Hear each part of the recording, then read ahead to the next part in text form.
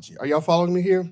What I'm looking for, what I want you guys to bring to this room, I'm looking for the next Zillow.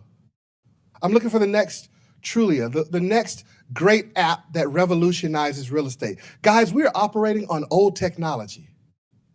The way and what we're using, it may as well be analog.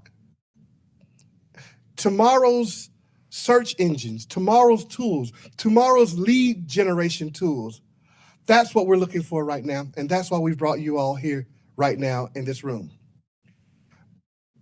Don't dumb down. There's no such thing as a bad idea. Don't dumb down. And here is why I'm saying this. Remember, you may not have the total solution, but you got a piece of it. And he may not have a total solution, but he's got a piece of it. And then with what you put together, the three of you come together and put a synergy together, and you have a product that changes the world. You know, you can have a 0% of a million or 1% of a billion. And Zillow's $1 billion company. Are y'all following me here? You can take what you have and partner and do collaboration. That's what I'm looking for out of this. Collaborations. I'm looking for a group of people to come together and come up with solutions that change out of Orlando, but that are also birthed out of Orlando. And I got time for it. I mentioned earlier, we're looking to put seed money behind investments. We want to put seed money behind opportunities and people who've brought ideas to the table that can change the real estate industry. This chapter is absolutely phenomenal. Best chapter in America. Why? Because you're out in the community, actually engaging the community and trying to bring the community together and work. Guys, whatever it takes to keep this momentum going right now, stay involved. Stay involved. And because what happens next is something truly special. Our realtors are counting on you to catapult us to the next level. I have already, if you've made it here, if you're talking about making pitches, only people like Kunal know. I have been trying for years. I have my own prototype sitting upstairs waiting on a pitch. It's been waiting on a pitch for about a year now. I've been trying to get where you are, but also running another $20 million business kind of gets in the way. So I'm counting on you all to take us to another level so that we can get to that next level. So that being said, listen, you've got one of the best leaders ever right here. You've got one of the best chapters ever. I've gone downtown. I've kicked down the buildings with Godzilla. I've walked through. I've had the cameras on me. And my next move is I want to see all that right here at the association happening. I want virtual tours happening in Germany while you're standing in Orlando. I want to see people receiving leads in their inbox in the morning from people and buyers all over the world while they're asleep right here in Lake Nona. You can do it. Because if I can think it, you can create it. Are y'all with me here? And if you can create it, then somebody else needs it. And remember, we're just one of 1.5 million. Don't worry about whether or not there's enough fruit to go around. There are millions and millions. And guess what? The rest of the world, if we're the leaders, I just got back from the UK 5 days ago. I was in Birmingham, England. The rest of the world is behind us.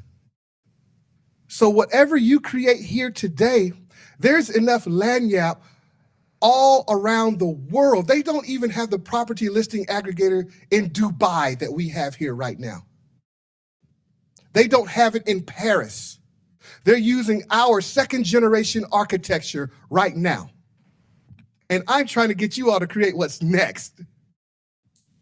Go ahead and do so right now. You'll never worry about money and finances again. But build it, collaborate on it, stay positive, and let's work together. Everybody with me? Heck yeah. I love you all. God bless. Here you go.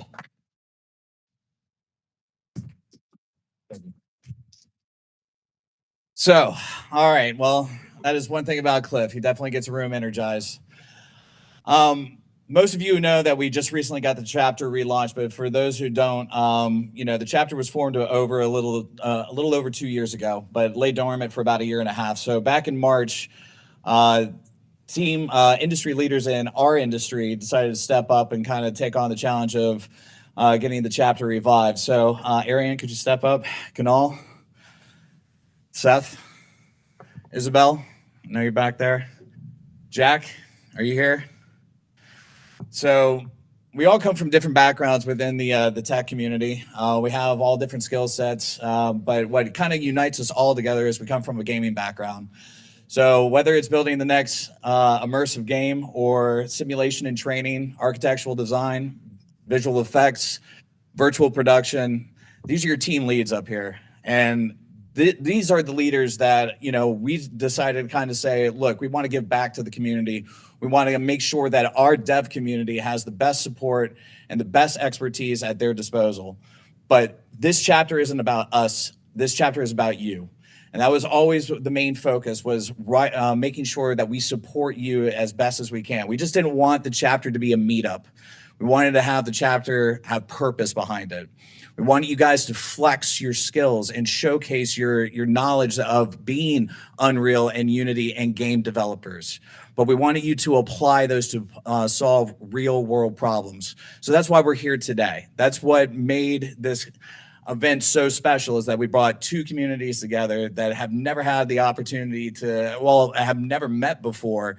And through bringing these communities together, real estate has now has an understanding on how game designers can actually solve problems that you're facing, and game designers also now realize that they can apply their skill sets to this industry.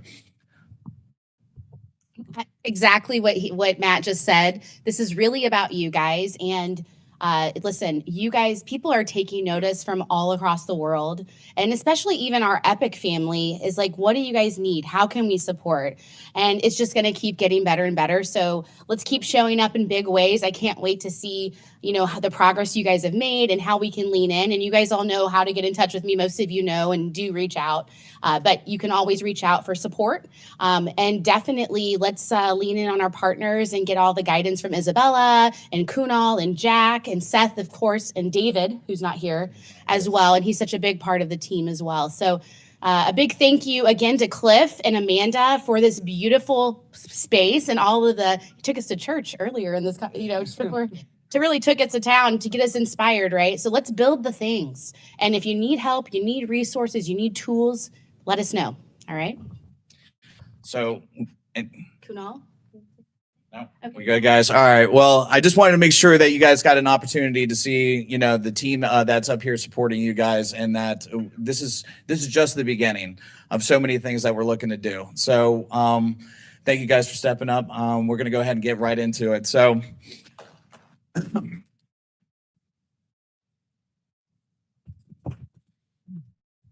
as I said, we have our chapter mission, but we also have, our community engagement. And that's always been the focus that we discuss amongst ourselves, is how do we engage with the community? Because right now, a lot of our communities are working in silos, right?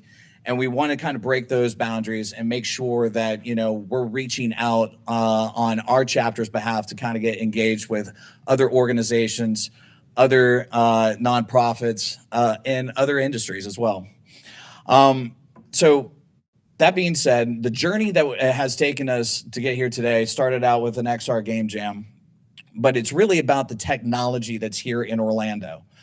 A lot of people, yes, we know that Orlando is one of the largest tourist destination places in the world. Yes, we have Disney, theme parks, entertainment, but most people don't know, except our developers do know this, but we're also the modeling simulation capital of the world.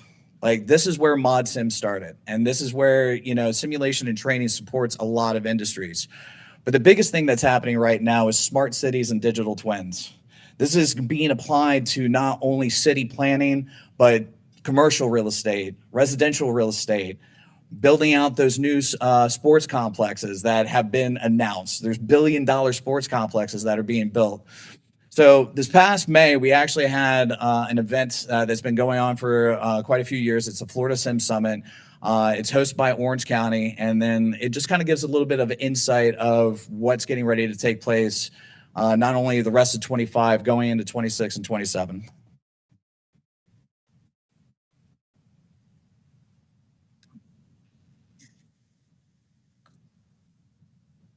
Hey, Seth, where's the volume on this?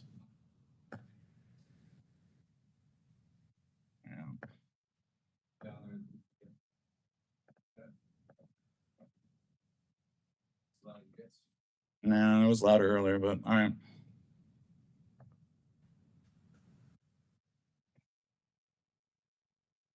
Hey, brother, can you come up here?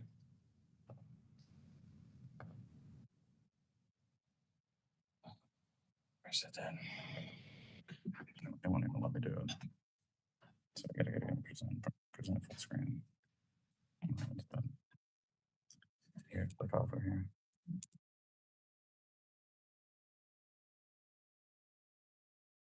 Live in a tech community and it's always tech problems, right? Demo days and tech demonstrations. So presenter mode now. Here we go. There we go. Just play it.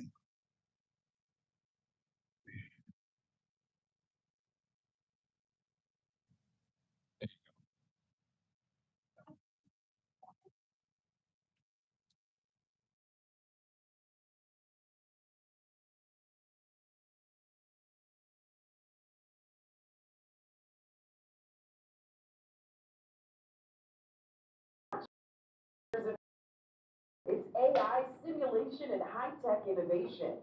We are setting ourselves up for the future.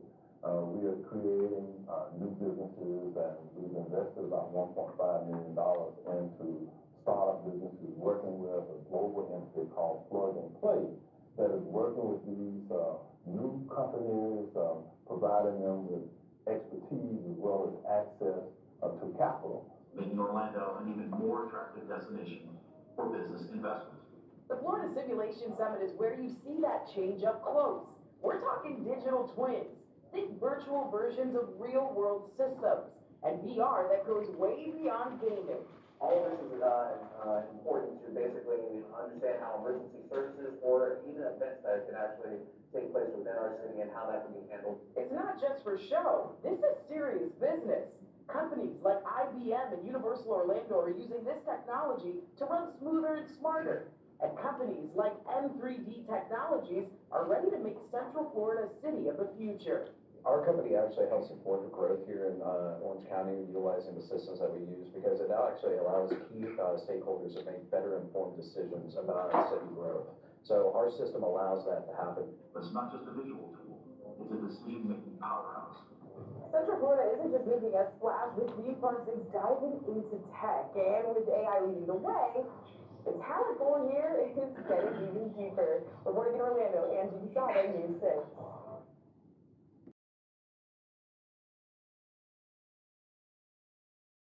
What do we have here in Central Florida? We have UCF, we have Full Sail, we have Dave School, we have Orange Technical College, we have defense contractors, we have large DoD presence, medical presence. That's all here in Central Florida. Within an 80-mile square radius, we have everything from entertainment, but my God, 45 minutes from here, we're launching rockets into space. So our talent pool of developers, like, not only come here to learn, but what we want to do is we want to retain them here because of the skills that they're learning from our universities. So when we take a look at the capabilities of our developers, we want them to kind of showcase what they can do to various types of industries. So what we do at the end of May, we hosted an XR game jam that focused on real estate.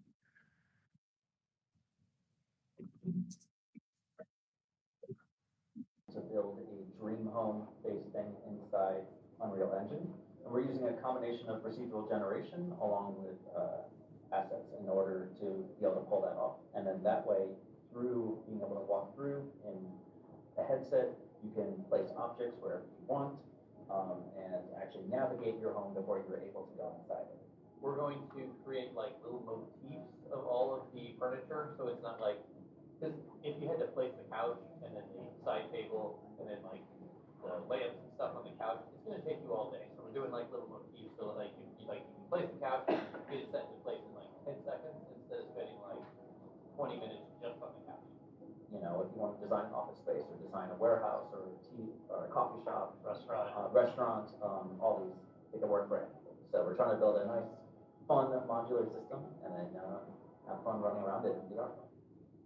Our team is new to floor planner, and we are currently an accessibility standpoint where we're trying to give city designers, interior designers, and architects the tools they develop accessibility accommodations in Mexico before they break down to real life.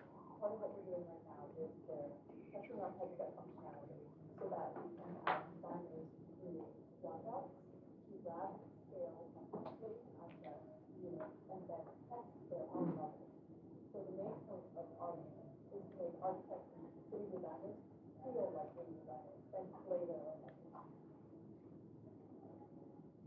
So within a 48-hour game jam, that's just 48-hour game jam. That's just a quick little example of some of the teams that participated. We had over 40 developers that actually participated in the XR game jam that broke out into 7 teams. They had 48 hours to rapid prototype solutions, but realistically, it was only 16 hours, right? Because they still had to sleep, they still had to drive home. But in 16 hours, they were able to identify a problem within the real estate market and then rapid prototype that solution.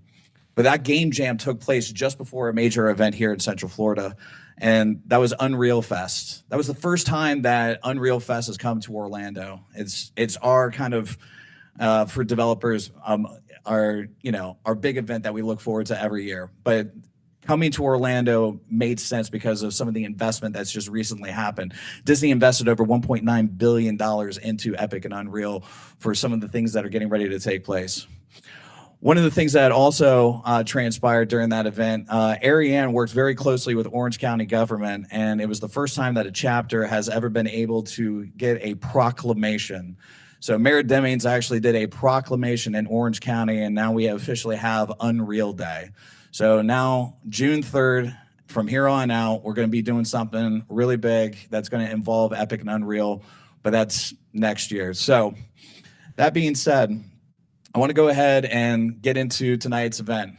Tonight's event is basically what our developers have done during the XR Game Jam. They've taken the last few months to put a polish on their rapid prototypes to create an MVP to kind of present to the industry, the real estate industry, to kind of see if what they've done meets a need. So before we get into the pitches, I'd like to go ahead and start by introducing the judges.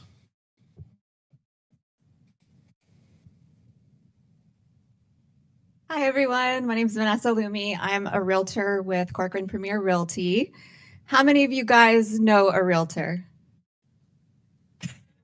That's what I thought. So being a realtor is fairly ubiquitous. They say if you know, like everyone knows an attorney, everyone knows a realtor. So a good way for us to differentiate ourselves is through technology. And I'm super excited to see what you guys have brought today, because I really need a lot of things that make my job easier. It's really difficult. So I know I'm about to be impressed with your presentations. Thank you. Hey everyone, my name is Leo Lumi. I'm excited to be here. You actually get the husband and wife judging team today.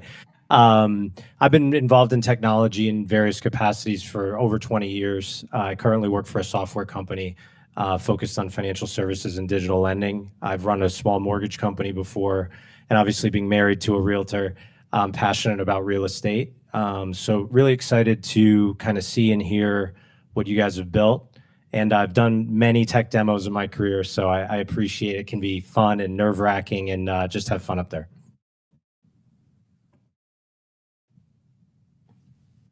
Hey there, my name is Lily. Been doing real estate for over 25 years, and that includes, from loss mitigation to title insurance and REOs. Currently, I work for the closing agent as a vice president of a title insurance company for real estate. As you remember, probably back in COVID times, when we are in uncertainty, people were not able to close. The shutdown happened. And right before the shutdown, 3 months before that, the legislation in Florida passed where you can obtain your notarial acts online. So I became the first female person to obtain a certification and start doing closings online right away. This actually was an opening moment where I was able to identify real estate needs and technology goes hand in hand. I would love to see within the evolution of the 4 years that have happened since, COVID times, all these changes that had happened, including seller's impersonation, wire fraud, and also payoff fraud. So looking forward for that. Thank you. Hello, everyone. Thank you for being here. Cliff, thank you for hosting. You're the man. You put it all together. And thank you guys for taking time away from your families and being here with us today. That's everything. Unreal and real. What an oxymoron, right? So you guys are representing the unreal world. We're representing the real world.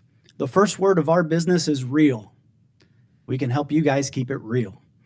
And to add on to what Cliff was saying, we are the leaders, not only in the state of Florida, but nationally and globally in our industry. And so are each and one of you. So keep up the good work. Congratulations in being in this room. And a little bit about myself. Back in 2001, I let go of a full ride scholarship to University of Chicago to program analog Motorola StarTech phones. And I was selling a bunch of them. We had the top store in the country, and I was selling more Motorola StarTechs than anybody else in the country. And I've stayed in the world of sales since. And I don't think I've seen so much excitement in a building than when Motorola started rolling out their analog phones. So congratulations in being here. You guys are all winners, and keep up the great work. Everybody next to you, take a good look at them, because you guys are the future leaders of this space, of this industry. And you made it here, and congratulations. All right, so with that said, let's go ahead and kick off tonight's event. Each team gets 15 minutes, 5 minutes to present, 5 minutes of a demo, 5 minutes of Q&A with the judges. As soon as you're done, go ahead and take a seat and we'll get the next team up. So, inspection, detection, you guys are up.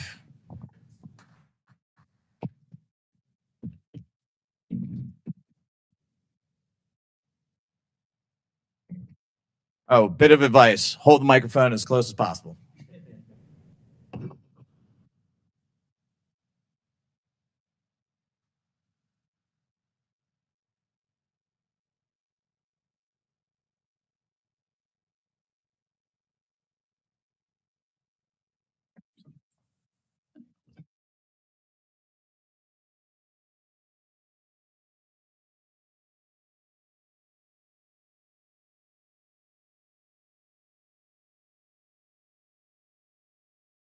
All right. Hello, everybody. My name is Brian Stabile, and our group is called Lost Jenny. That's our team name.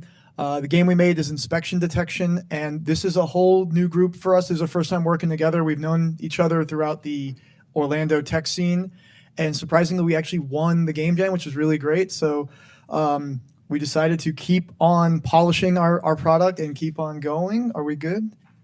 Oh, okay.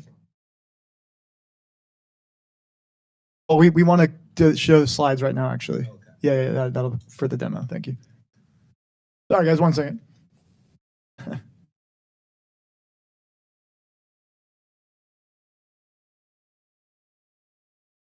Well then.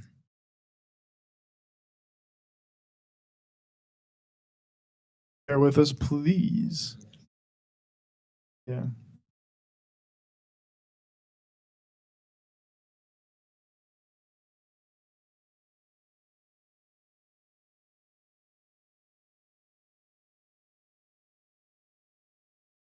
We are back, inspection detection. So the premise was we were trying to come up with an idea that relates to real estate. I just bought a home 3 years ago, and I had some issues with the inspection process, kind of going back and forth. Like my realtor was arguing with their realtor about what people brought up in the inspection, how to interpret it, and going back and forth. Is it really a spa if there's no heating unit, right? Things like that.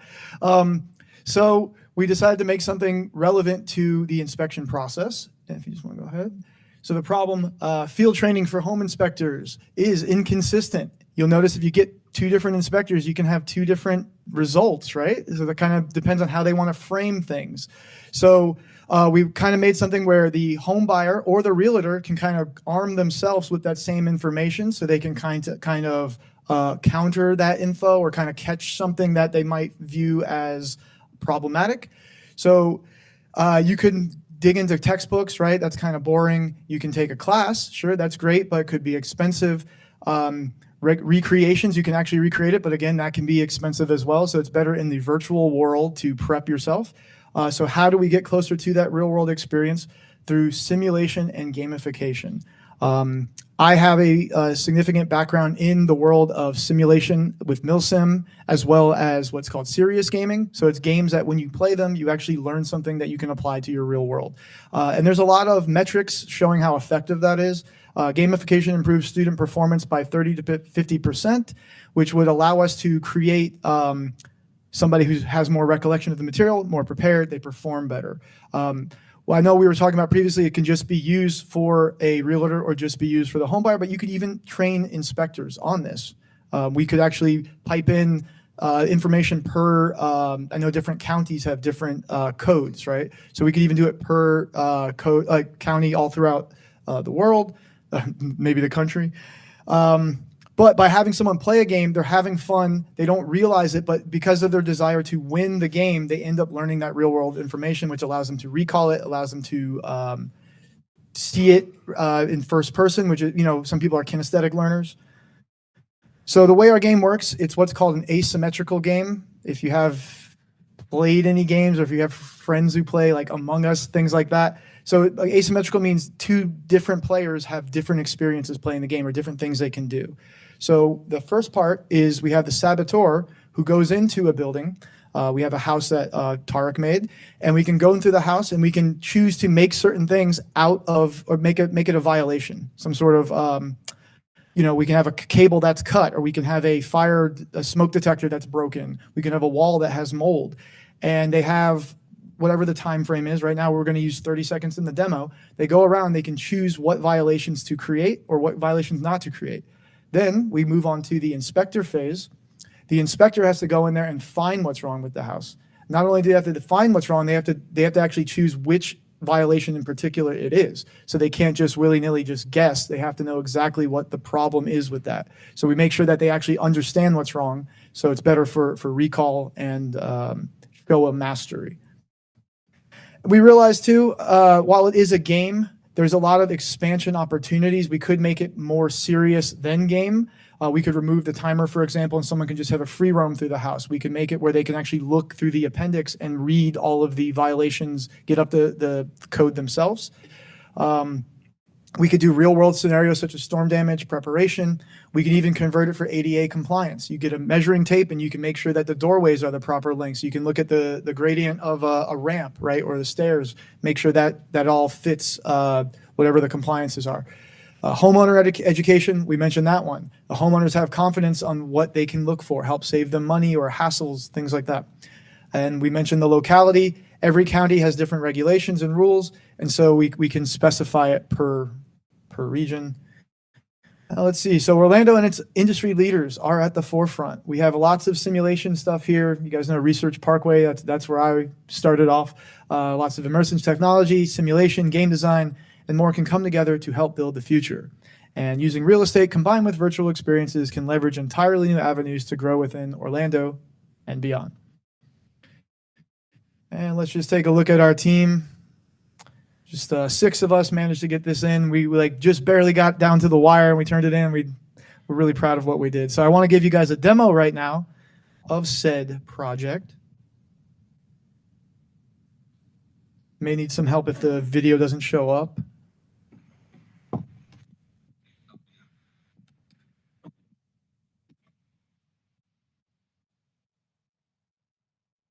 There we go. That was pretty easy. Okay. All right. So this is our Unreal build, and there's going to be sound. Hopefully it's not super loud or super quiet. That's just right. So here is inspection detection. I am going to play. Can somebody hold this mic, please? I'm going to play the role. I'm going to play the role of the saboteur. I'm going to go into this house. I'm going to mess some things up. Tarek can't look right now because he's going to have to figure it out.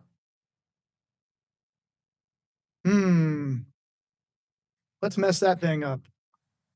Oh, that looks pretty nasty. Oh, hello there. Yeah.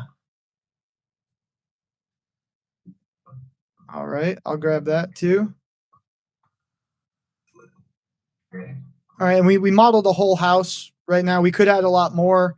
Just for the demo, we wanted to just show you a few.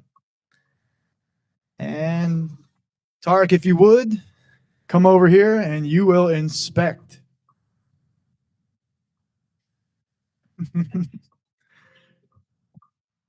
Am I talking? If you want. Wish me luck, you guys. I totally haven't seen this house before or know anything about it. Okay, and go.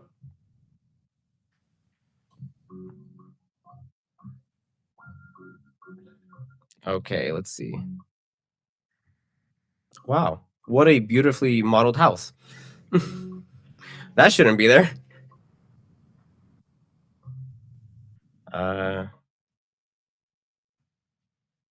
Yeah, that looks broken. Okay, relax. Don't rush me. Yeah, that's definitely broken. Wow, what a beautiful. Oh. So afterwards, we have the AAR, the after action review, where you can see what all the violations were and what your guess was, if you got it right, if you passed, whatever your criteria is, whatever the gradient.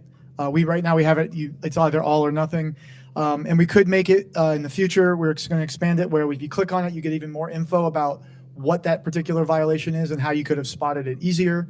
And maybe you can add them to a notebook of things you want to study.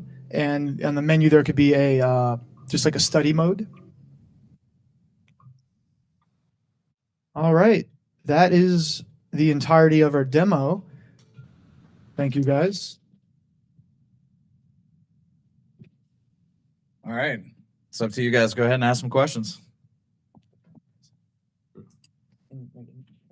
Great job, guys. Thanks. Impressive demo, impressive presentation, especially pull it together in such a small period of time. Have you guys had a chance to think about who the buyer of this software would be?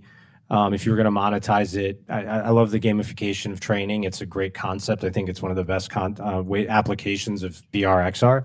But what's your target market? Who are you selling this to? How much are you charging? Hi. Am I good? You can hear me well? All right, cool. So during the process of the creation of the demo that we were making, I took the initiative to go and look at possible investors, possible buyers, see if what we're making is worth investing the time and energy into. One company that I did look into, we were going to put on the presentation, but we were like, let's hold off for now. It's called OMG Inspections, and they're a home inspector company. And I actually had a great pleasure of talking to the CEO. And I asked him, hey, is this something that you would possibly give to your employees, as a trainer or just a refresher? It's not a substitution for a test that you would take to become an inspector, but definitely something to reinforce that knowledge and keep it fresh, and something simple in the fact that you can see it right in front of you, because who knows if you're going to go to a house that has mold, but you should still know what that mold should look like. You know what I mean? Sure. So I definitely wanted to ask him if that's something he was interested in, and he very much was. And another person I had the pleasure of meeting was a realtor named Peter Liu.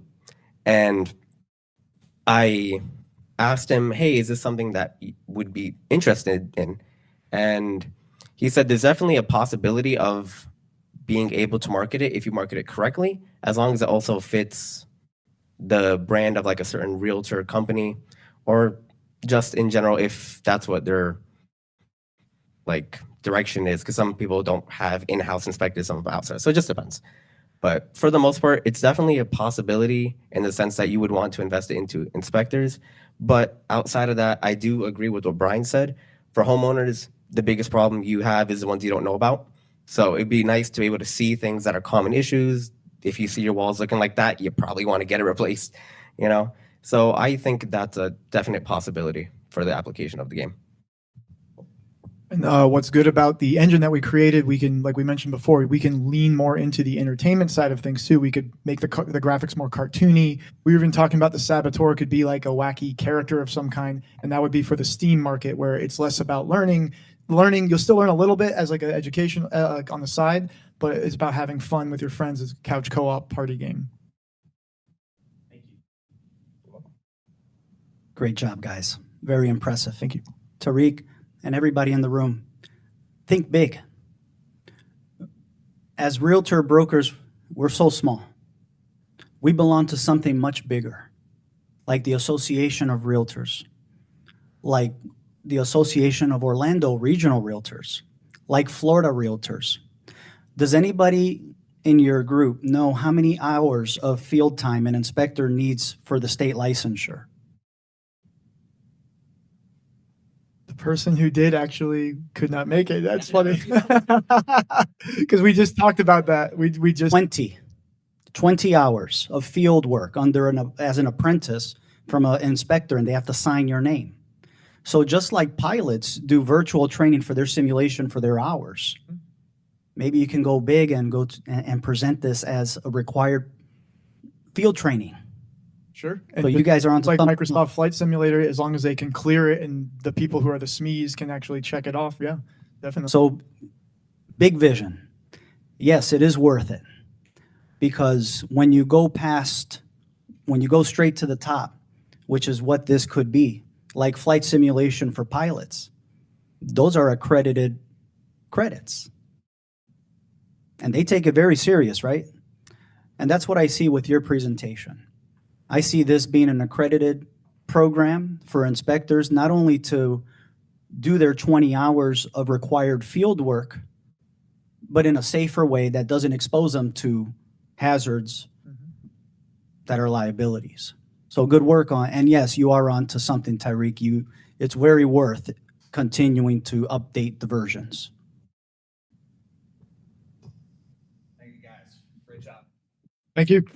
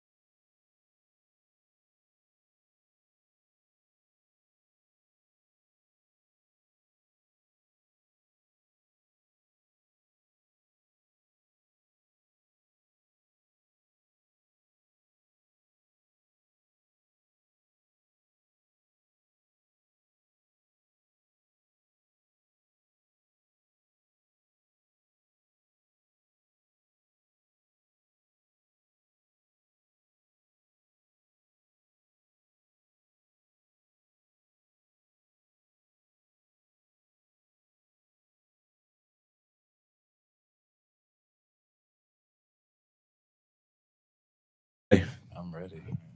How's everyone doing tonight? Good. Let's get the.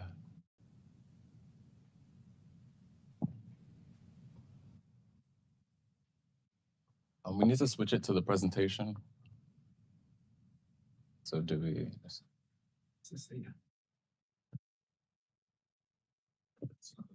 on the left side. Oh God. Wait. This side? You're left. All right. Uh-oh. All right. Hello, everyone. I'm Journey, the CEO of the City of Gamers. And we love helping gamers unlock their superpowers in real life. We did participate in the XR Game Jam, but we came here we make pretty games. So we were like, all right, well, what's this real estate thing? Let's learn about it. And we were really inspired when we heard Cliff say, I want to make the GTA of real estate, right? That sounded badass to us. And we were like, I want to make that game. But we didn't really know how important that would be because they're like, that's a cool game, but why does that matter for real estate? And then once we started looking into it, we realized that, well, the numbers say the median age for people buying their first home has increased 10 years in the last 4 years, right? That's 10 years longer that someone is living with their parents. That's 10 years longer that they're renting, right? And we realized then that there is a real problem with young people being age locked out of this real estate wealth. And it's because you naturally learn about this a little older, right? But the education systems don't teach you this, right? And our gamers learn their world through their computers.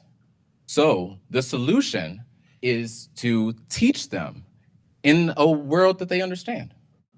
We want to give them the keys to the factory in a city where it's being developed, right? And then they have to figure out how to develop that city and take advantage of the real estate opportunity that they have. Next. And gamers love these types of games, right? House Flipper came out 2018. It's moved 4 million units. And it just had a sequel last year. Big Ambitions, a big entrepreneur game where you get to do different types of businesses, real estate included in the city, came out last year and has already moved 330,000 units. So the issue is that building these types of games, building the Grand Theft Auto, right? Of course, they take a lot of money, a lot of capital investment. Grand Theft Auto took $200 million. We don't have that type of money, but we want to make big games. So we have to work harder. And that's what we did. For the last 60 days, we got to work building a prototype. We made interaction systems, we made dialogue systems, we did on-location scouting to build something that really looks like Central Florida. And we did real-world research with real estate, realtors, sorry, and came up with a 5-stage game loop that teaches you real-world skills. So, next.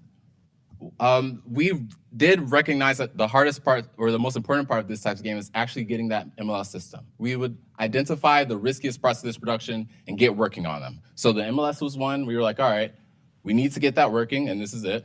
And the next biggest thing was actually having that art style that would get you hooked the minute you saw it, right? We did use AI to render these. So we were like, all right, well, we've never made something that looks like Pixar before. How can we do that? So we got to work developing that pipeline. Next. We came up with our own stylized character designs, iterated on them, but figured out what we need to do to get to that Pixar level. Next. And got there. Then we brought them into Engine. So we had to learn new software, new schools, level up our technical artists there with Character Creator. And then we used the game animation sample pack and got them all motion matched into Engine. Next. So in order for us, what we're giving to everyone for free is this 5-stage process for you to get your game from research and development out into market. We know this works because this is how we launched our game right now. It's coming out on Steam. We've already gotten started. So we know that if we build a house, we can build the street. And if we build the street, then naturally the block comes. And then the neighborhood. And you don't have to stop there, right? This can be the start of a city, the start of your own world, where we're teaching all these real world skills that all the gamers need. And we're the perfect team to do this with you. Right? We've been building teams together, or games together for 8 years. We do have a lot of new members who've joined us from the XR Game Jam. But our advisor is a Hall of Fame open world game designer. He's worked on games like Mafia, like Saints Row, like the newest Spider-Man 2. So finally, we're raising $1 million to execute this plan. As you've seen, it does start in phases. So the first phase is with that 100,000, we get that vertical slice out.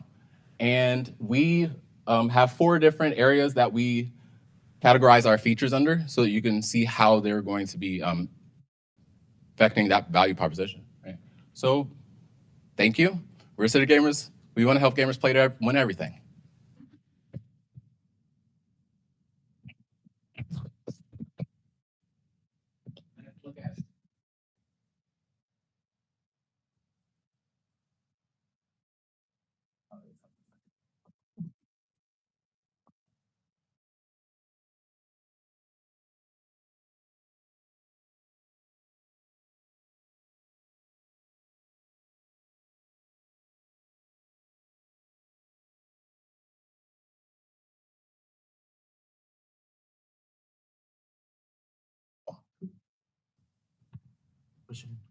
So today we're going to show you the open world that we're building and also the prototype level. We do prototyping in a very small level because the open world level takes a long line to load. So in the prototyping level, you get to see the actual dialogue system. And you also get to see the building system moving around. And in the open world level, you see just the lighting and the way that we've actually gone out into Central Florida. And we chose the Baldwin area because they have a very similar story where it used to be military housing. And then now it is the Lakeview community that we know. Yeah.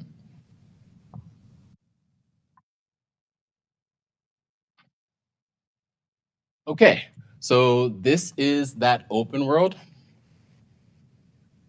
Oh no, it wasn't a minute ago either.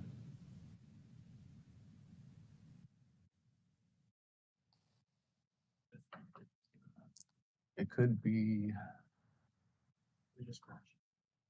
Shift F1, and then see if you can stop it, and then try it again. Yep, no, of course, we're having, we literally tested this back there and it was working, came up front and it stopped. Okay, we're in. All right, so if you hit control, she could walk. And so in this demo, you will come to Granny's house and she will have called the service to clean out this house because she wants to get it for sale, but she didn't want to take all this stuff out herself. So in the demo, you're going to be helping Granny get her house prepped for sale, stage it for sale. And then you actually would help her sell it, and then she gives you a cut of the profit so that you can, start your own empire. In here, we did not move all the building and stuff in here because this level already takes long enough to load. So let's move over to the prototype level so we can see some of those other systems. And yeah, Shift F1. Shift F1. What were some of the new features that you're using in Unreal? So for this, we use the game animation sample pack for all the motion matching. We use Aura for a lot of dev help. But other than that, it is Unreal 5.6. We don't use anything other than like the systems that we made and integrated systems that we did.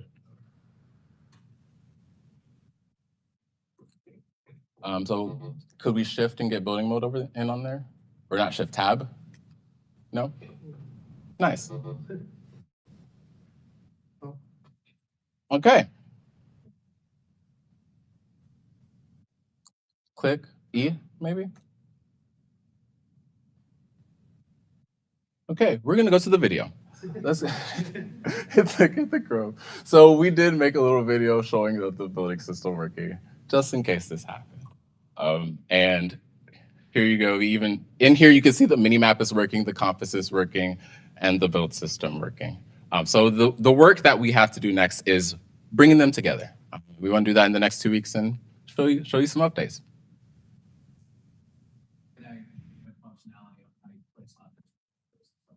Absolutely. So we would go back into the other level.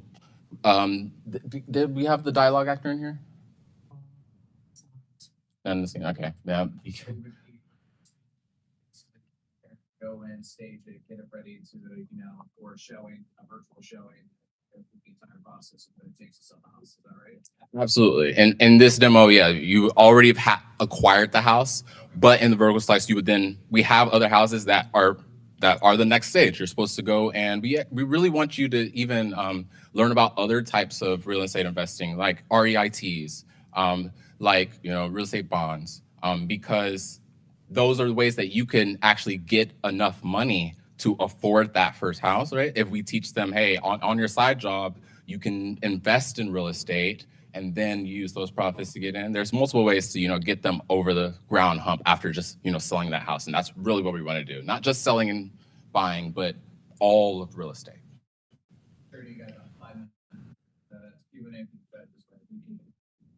I have a quick question. Great job, by the way. Thank you. So I think that the program is great. The video game is great. One of the things that I realize is a lot of the times that when we have first-time home buyers, they don't know what's the process like. And sometimes in between the lines, when they start looking for a house, they don't know who to get. What's the first step? What's the second step? So I think that that will be something that, you know, you might want to implement. But yeah, that's it. Thank you. I really enjoyed seeing the design process behind, your project. And I would say that definitely there is a strong need in our country for financial literacy. And it really needs to start at the elementary level, and it's not. You don't even get it in high school, and you really don't even get it in college unless you take a class or if you're in like a business tract. So if you could somehow work with, probably the easiest system would be like a magnet school that is geared towards STEAM learning, because they probably would be able to fit a program like this into their coursework. Like right now, my kid's in middle school, and he is actually taking a computer class, and so this also would be great for them to have something like this. Like it would be really amazing. The key to generational wealth is still real estate, and everyone really needs to have that fire in them to keep with this American dream. It's really important, I think, to our country. So I think this is really great. If you see that on our box, don't sue me. I like that. Thank you. Can you just talk a little bit more about the $1 million you're trying to raise and how you're planning to use that? Absolutely. So all of the $1 million goes to producing these games in the different stages. Each stage also has market validation built into it, where we work with users to get that user testing. I'm a Full Sail University teacher, and we also have that connection with the Full Sail UX lab where we get UX testing. So we've that every stage, even now.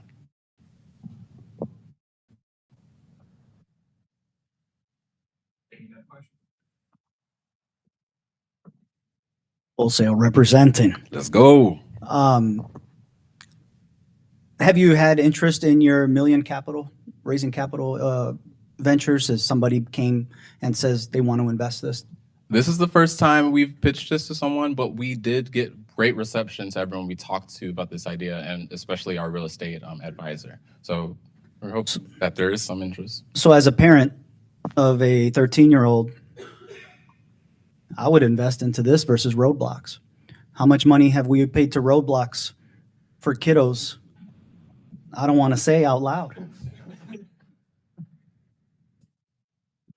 There's two things that are very important that I see this program running along with, and I'm curious to pick your brain if you've identified it. GDP and cap rate. You said things earlier, starting your own empire and not being able to learn this in school. You're on it, man. You're right there. Incorporate your realm, do your thing. The customization of Avatar is amazing. Unbelievable. But when you start teaching people about GDP and cap rate and raising capital in a simulation, now you have people willing to pay on a monthly subscription. And I would say those two things can't be taught unless you claim bankruptcy a few times. Maybe lose your home, maybe lose your family. It costs you everything. This is a safe space. It's a safe space. And you're on the right track to present to the future, because living in mom's house isn't so bad, right? And if you can incorporate GDP and cap rate and raising capital within this software, is something that I would challenge you guys to look into, because you're on the right track. Thank you.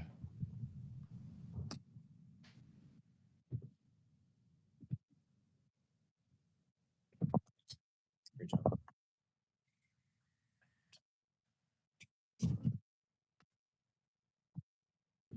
All right. So, Jordan and Jeremy, you guys are up.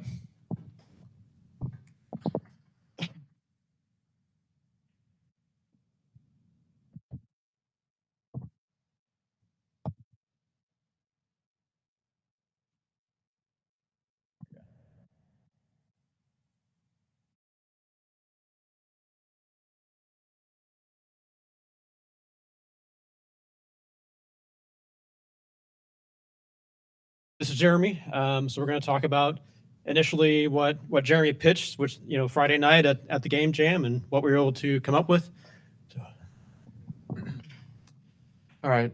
So the original pitch was for a real estate realtor app called Stage Show, and the general idea was that there seems to be a lot of issues with it's always a classic paradigm of the haves and the have-nots. So you have clients who they know what they like, they got a good idea of their needs, but they may not know exactly what they want or what fits them, and that's really the job of the real estate agent. And a real estate agent might, at least according to all that they've been taught in their training, they might know what they want, but it all depends on the client. It's specific to every individual case. It's case by case basis.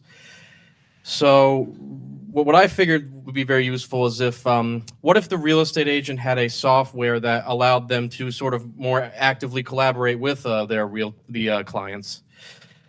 And what if they had the ability to not only stage pre-existing digital twins of properties, most likely used with the CCM, which my partner here, Jordan, was able to successfully integrate with Unreal Engine.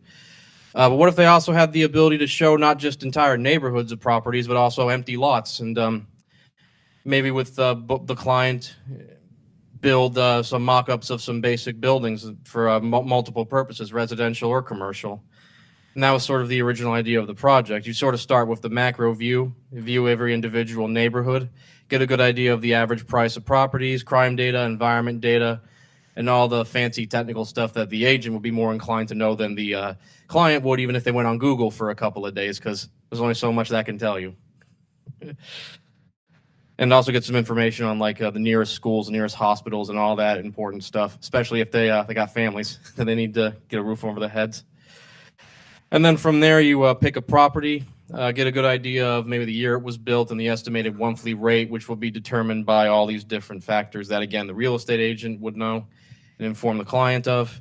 And then you sort of get a choice between two separate modes. You either have a staging mode or a showing mode, and they're generally the same, but one is more customizable than the other. The real estate agent, most likely before or during the meetup with the client, would just show the property in its best form, show the digital twin in its best shape, clean it up, get a good idea of some really nice looking furniture, and then sort of just show them around like they normally would if it were a real place.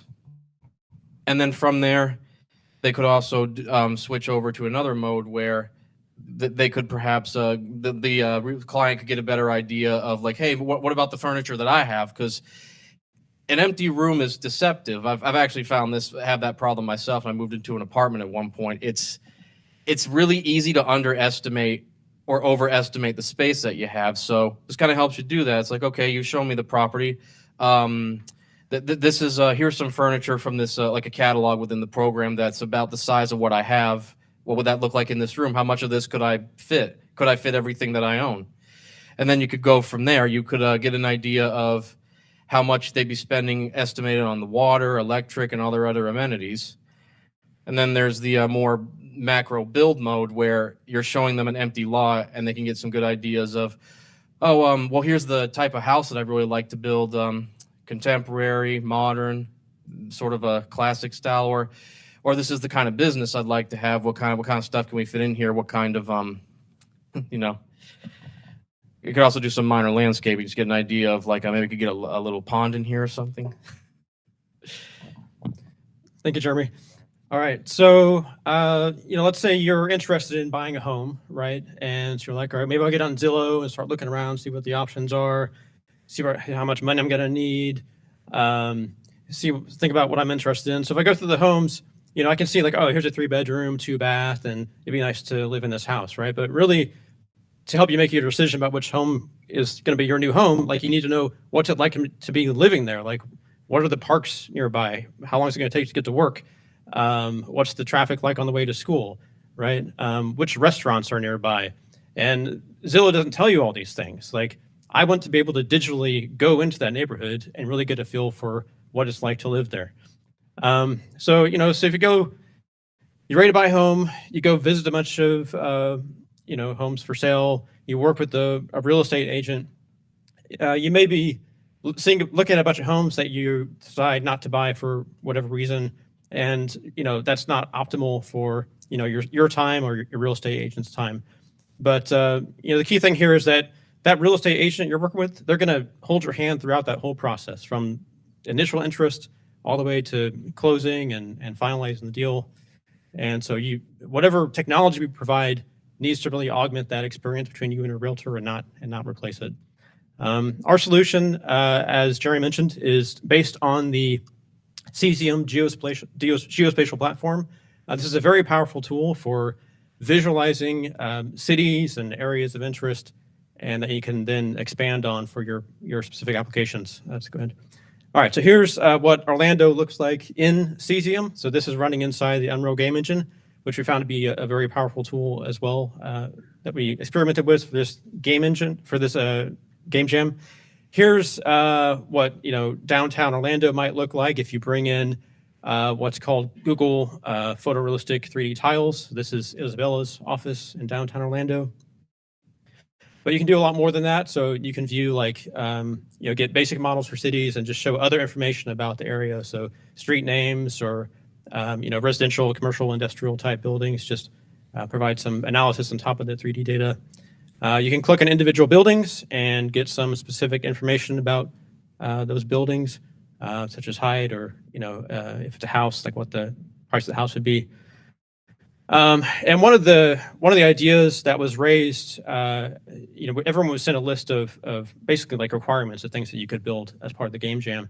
And one of the first ideas was, okay, tie in some real GIS data that was gathered by the city of Orlando and Orange County. And we weren't able to get that integrated during the game jam, but we spent some time afterwards and we were able to pull that together. So here's the City of Orlando website, open data website. All right, we're missing about 20 slides here, but we have a whole bunch of screenshots showing if you can bring in, so if you want to see like what are the trails, right, out near a house, that's in 3D. Restaurants, as I mentioned, if you want to know where the boat ramps are at, that is coming from this data set. And you can pull in information for flood zones. So you can click on a house, see, okay, this is X, this is AE, whatever, and it's all laid out in 3D. So that's pretty awesome. We also built a partnership with the UCF Urban Digital Twin Lab.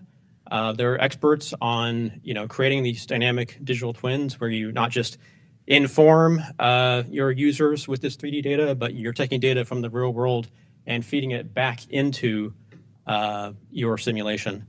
So it's not static. And this is myself and Jeremy, which is awesome. Okay.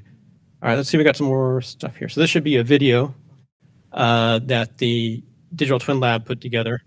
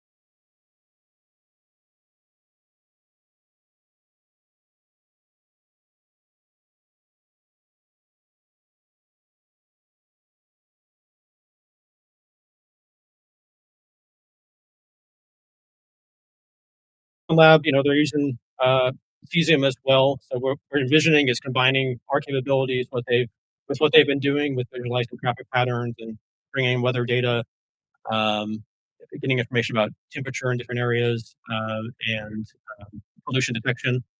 So I think that'd be a good collaboration. This could be useful not just for the real estate industry, but also for any sort of analysis of urban areas.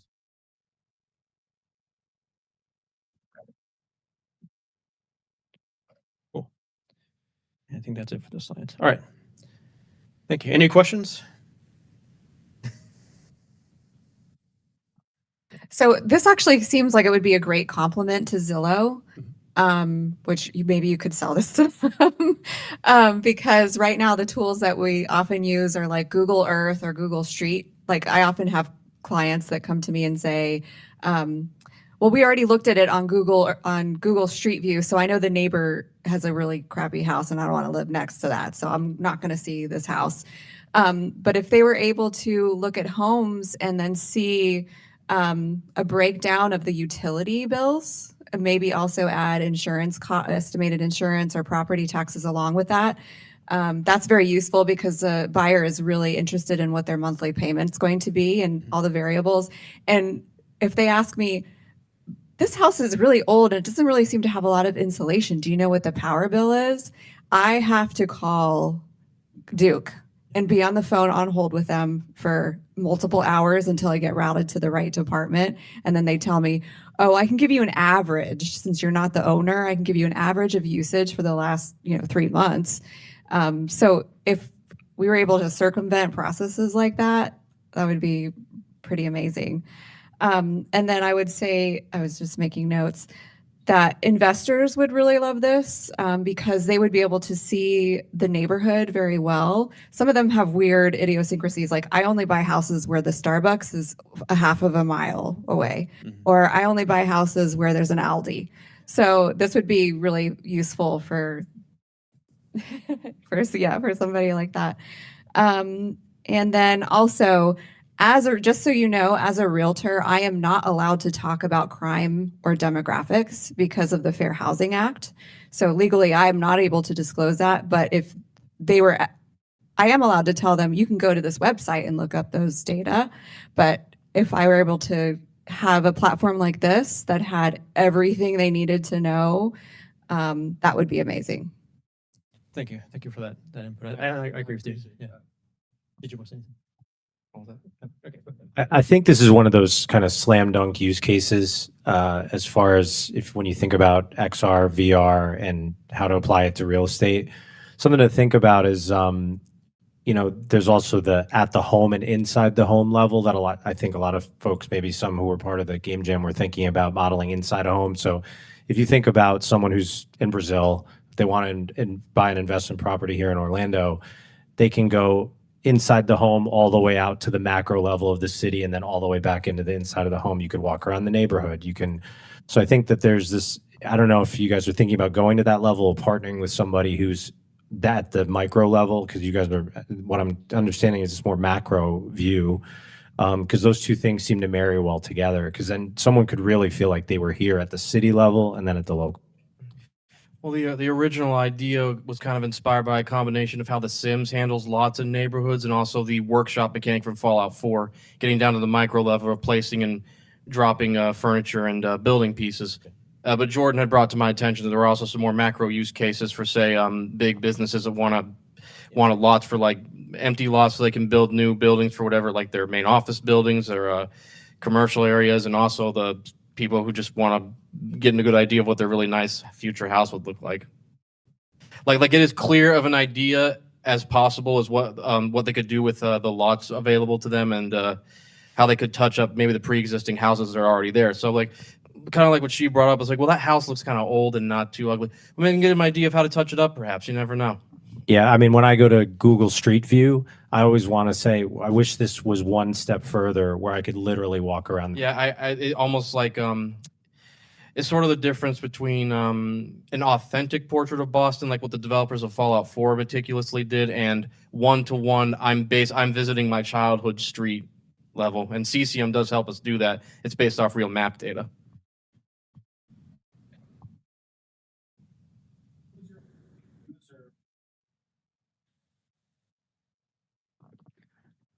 Your ideal user is real estate professionals, no? Correct. So you can control the data and you can display it on how you want. Yes. I want to keep going into this platform. I want to take it a step further. Well, we'd love to work with you. Explore the rest of Aura, right? I'd love to see, for land development opportunities, who's connected to city water and septic tank Yeah. I love to see what power lines are underground and what's on top. I like to see other data that's on the city website Yes. incorporated into into this display, because if you can identify and visualize data, you pretty much created an ecosystem of data in a visual 3D model, Yeah. orbital. Yeah, and this is just the beginning, right? I mean, Jeremy, he's a great artist, makes a lot of good stuff.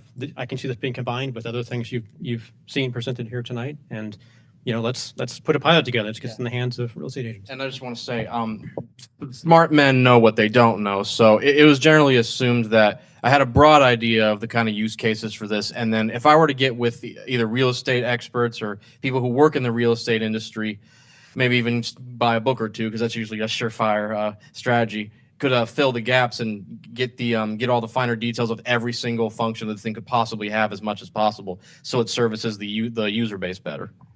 And what version is this? Come again?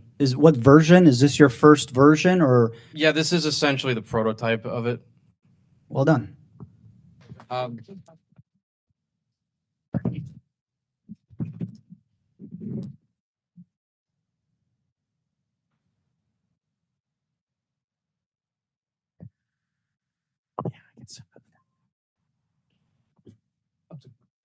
Great job.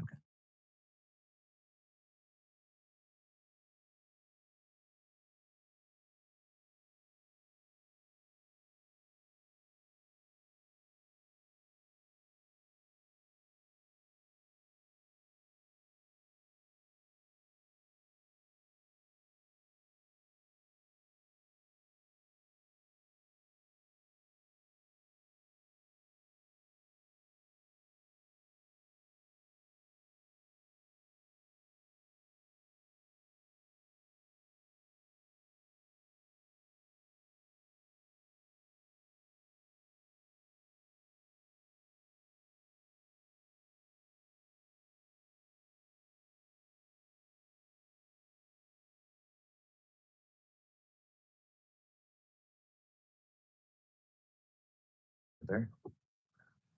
Okay.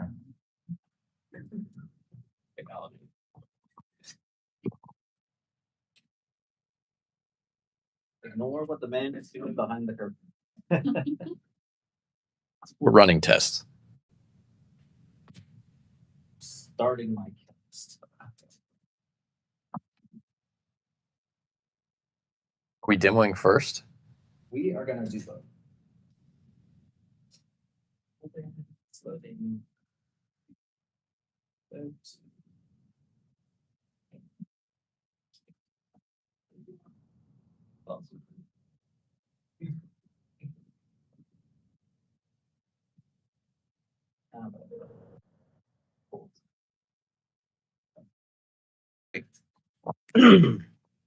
Apologies, I lost my voice a little bit earlier this week. I've been at a lot of meetings. All right, so we are Team Dream Home.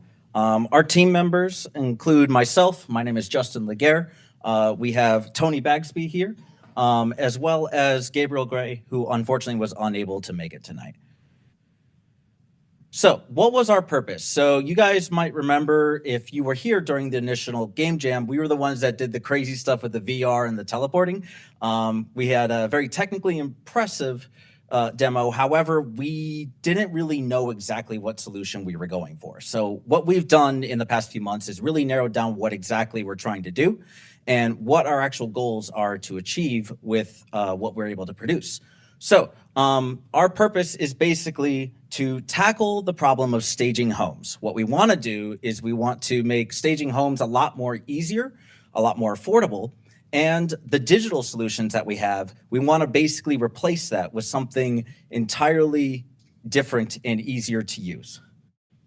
So what are we going to do? So we're going to build a fully interactive 3D creation system. How are we going to do it? Well, we're going to use a little bit of AI. We're going to use a little bit of first person and XR framework. We're going to use an updatable library of assets that you can automatically add. So if you want modern furniture, if you want a cabin furniture, if you want this type of furniture, you can add all that in. If you want a library of 100 assets all related to chandeliers and how you're going to do it, or maybe even an office space with various desks for configuration, you could do that. or even a restaurant. You could use this for commercial planning as well. And this is all possible because we have an automatic interior generating system. And you guys are going to see what that is like later. Real quick, who was here during the first presentation that we did? Who has seen our product before? Okay, so I'm seeing some. Some of you guys have not. So we'll show this in just a second here. But why are we doing this? Well, if we want to create fully interactive 3D walkthrough simulations of houses, commercial things, it costs a lot of money. And we want to take that cost down from tens of thousands of dollars to hundreds of dollars. And that's something you can create in an afternoon. And this is something, a program that realtors can use, not a bunch of software developers. Something your intern could probably do in an hour, as opposed to you paying a professional team to spend a month with like $30,000 or $300,000. So it's going to cut your cost. Yeah. So what is the problem here? Well, staging homes can be really useful when selling places or even showing buying, but current digital solutions kind of vary in quality. And I have a couple examples here. And really, when it comes to staging in real life, it's only really a possibility when it comes to the high-end markets, right? If you have a $300,000 home, you're not going to spend $5,000 and getting all the furniture out there and staging it and all that time. So what is currently available? Let's do a little market analysis. We have AI images, right? We've been seeing this all over Zillow listings. This is a common tactic. We also have staging IRL, right? It's very believable, it's high impact, but it's very, very costly.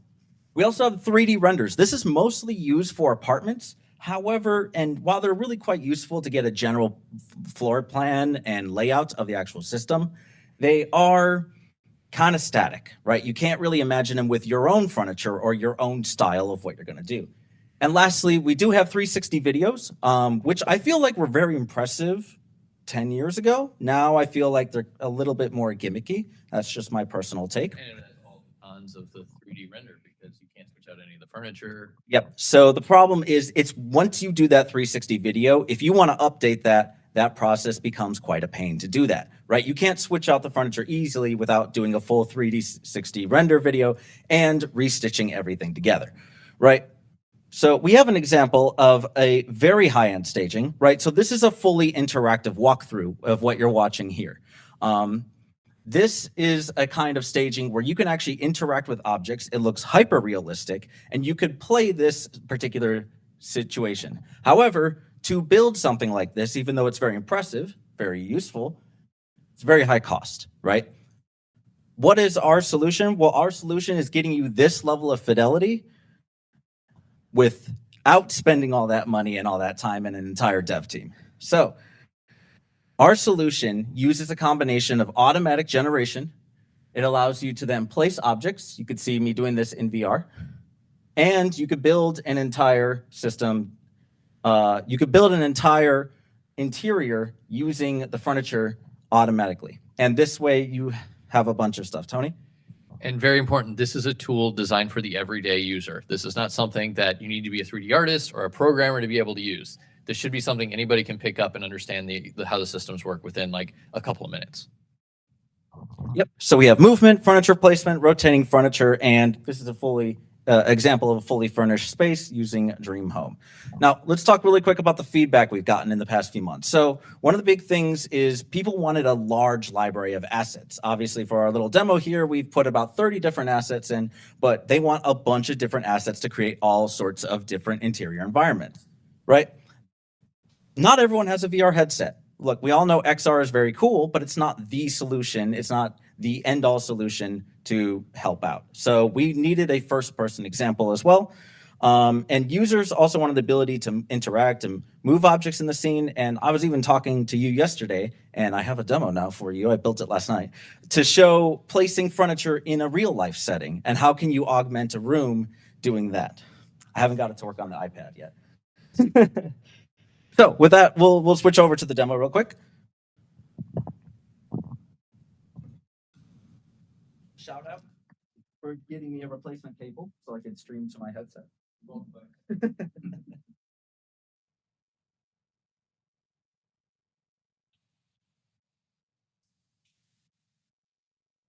I'll answer any questions while he's doing this because he cannot see you.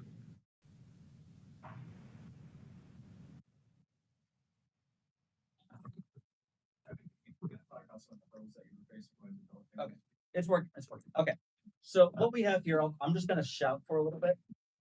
So what we have here is an example of the actual blueprints being automatically generated. And for those who had seen this demo before, what we have here is an actual house layout. Now we've done a couple AI modifications to this. We've removed the 13 by 15 square foot and living room, and we've removed that text and we converted everything to black and white, right? So what we did is we literally threw it into ChatGPT and said, remove this for us, right? Very, very minimal AI. And then he cleaned it up in 5 minutes. So what we could do here is we could start by automatically generating walls to scale. And what I have is a preset of, I think it's 8.5 feet. And boom, just like that, we automatically have our interior. And I can jump into this interior. And we could see, I'm a little low to the ground. I think the table is my current ground. But we could actually see that we are to scale. And I'm able to kind of blink around and teleport around here and actually jump into my scene. And then from here, I can also place furniture. So for example, if I wanted to place couch, I can put a couch over there, right? If I wanted to switch to my preset mode, right? I have this bed over here. I could place a bed over there in the corner. Let's put it over there. Let's get a smaller item here. Here we go. So if I wanted to place this over here, boom, just like that. Maybe I want another plant. Let's see. Oh, I have a coat rack. That makes sense. Let's have that right over here in the front lobby. Yeah, product placement, a little bit of Unreal Engine. Yeah, I may have messed up there. And you can just see we have all this sort of high fidelity presets that we're using in order to demonstrate this, right? So a bunch of different styles. Maybe I want this over here. And you can see I'm rotating the furniture just by pinching with my middle finger instead of my pointer finger. I think the TV is facing the wall here, but you know what? This is a demo. That's okay. All right. So you can see we're able to create the furniture placement, and it goes really, really quickly. And it's to scale. I do have an ability to spawn lights. We don't have a lot of time. So what I wanted to do is show what happens when you have done all that and you're able to actually see what that looks like. So here I am in using these exact things I just showed you. Here is a fully rendered interior. Keep in mind that this demo was originally built in a weekend, right? We've made a couple of modifications just so it doesn't crash in that time period. But you can see you're able to actually design an interior house and be able to walk through it as you will. So with that, I have a second demo to show real fast. So, oh no, the casting's done. 1 second. This is one I haven't seen because he threw it together last night. So I put this together last night. We had a wonderful conversation regarding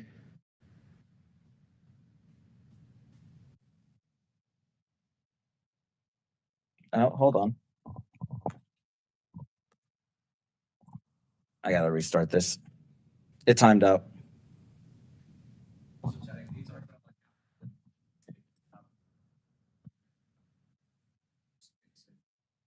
So normally you would have to get the blueprints. You would have to hire an art team like myself to do this professionally, and it would cost tens of thousands of dollars per house that's built.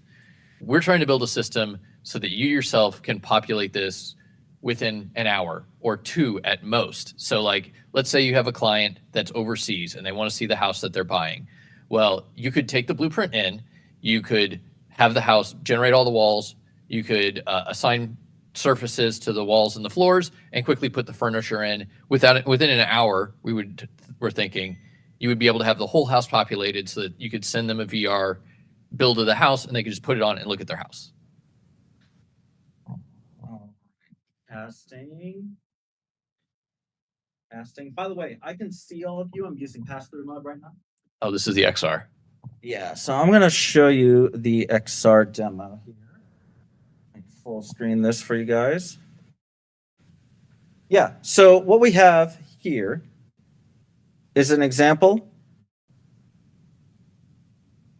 of the actual example of like actually placing objects in the scene. Now I just have a basic object here. I can't really do a lot with this, but we can actually place an object in an actual world. And I wanted to show that possibility as well. All right, so wrapping up. Ignore my pass through. I can see how that would be useful because you could stream that XR to your client. You would place the furniture and then they could see what it looks like.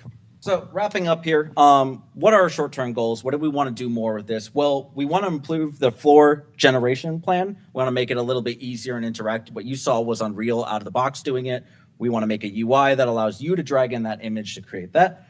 We want tools for windows, stairs, and roofs. These are quite challenging, but we already have a couple solutions on how we're going to tackle them. Countertops as well as the first person walkthrough and even being able to fly through as a little bit of a drone. And we have a couple long-term goals as well. But that would probably encompass building out the asset library, which everybody has requested. Yeah, everyone wants more assets. More assets equals more fun. So what is the ask? Right now, what we really like to do is meet with you guys, if you think our technology is interesting, to find what is the key things that we want to focus on with you. We'd love to build a fleshed out prototype of Dream Home. What you saw is still built in a weekend and then poking at it a few hours here and there over the past 3 months. And then I'm uncomfortable giving a pricing quote until we're knowing exactly what we want to build for you. So I'm realistically, I can't give you a quote. But if Dream Home is interesting, here's our contact info. Any questions?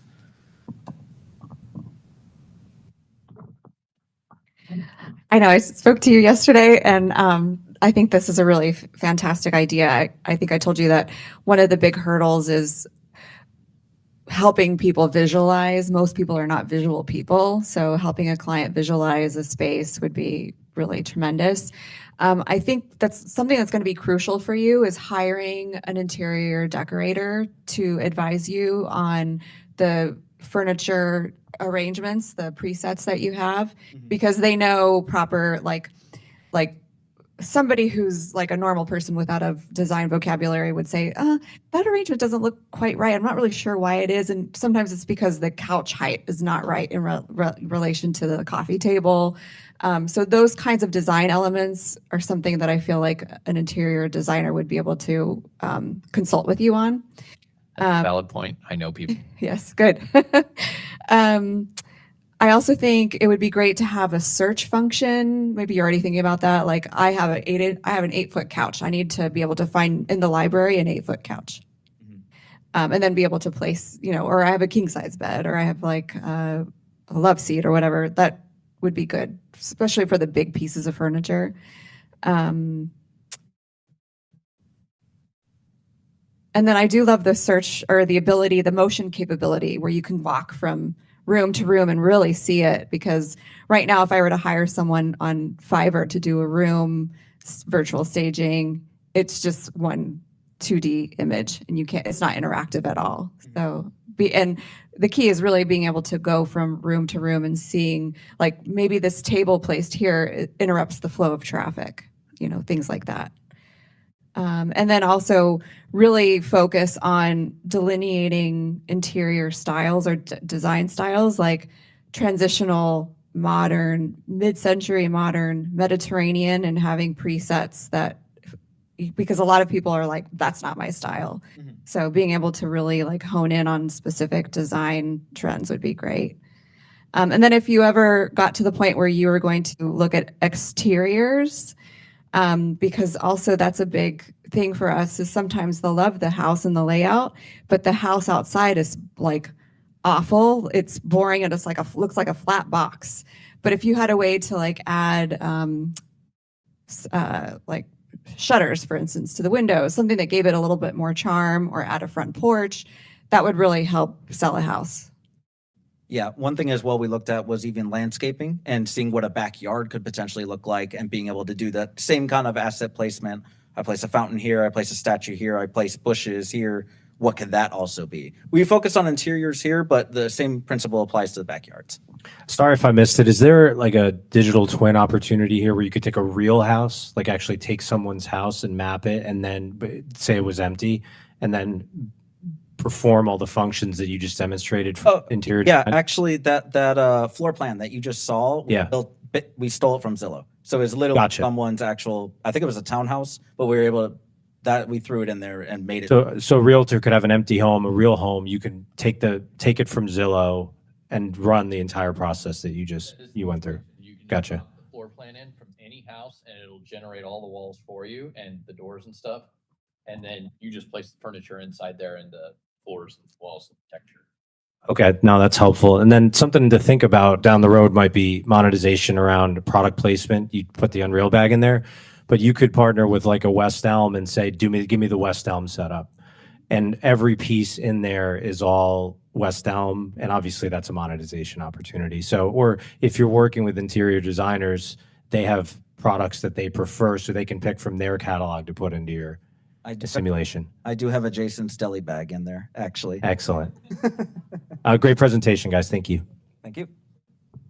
I'll say it's a great presentation too as well.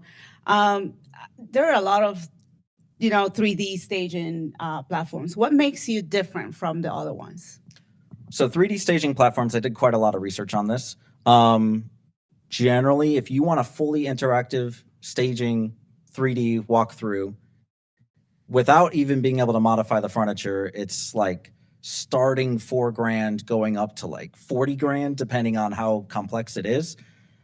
Our solution here is you don't need to hire them. You can build it in an afternoon by yourself without any developing skills. Like, we're going to build you the Sims of VR effectively, or the Sims of, being able to do a first person interactive walkthrough.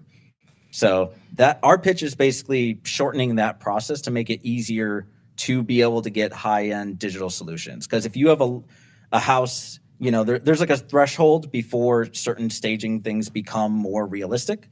Maybe it's $500,000, maybe it's 700, right? But like, what about your, $200,000, $300,000 townhome or apartment or a condo? You're not going to hire some digital, beautiful, like interactive walkthrough. That's just financially doesn't make sense.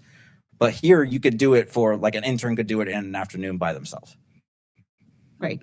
In compliance point, so you have also worked in disclaimers for, consumers in regards to this is a digital platform? I apologize. I don't really understand the question. Sometimes, you have to disclaim that this is staged, digitally staged. Have you worked with those two as well? Special disclaimers for consumers. Oh, so she's talking about like if we do product placement disclaimers. Is that what you're talking about? If we did product placement, we have to have disclaimers for using real. No, actually, let's say, for example, I am a real estate agent and I'm using this platform. And then I'm trying to put this 3D in the MLS. Is there a disclaimer specifically that says, this is, just a digital platform for that? Okay. I don't have any like specifics of dealing. It'll with be but good to have. This is the kind of thing that like as you go through those like Zillow 360 videos, do you need to disclaim that it's a 360 video? Sometimes you do. Kind of surprising. Whatever that process is probably the exact same. Yeah, just a thought. Thank you. Great. Good. That's what I was curious was the trademark name.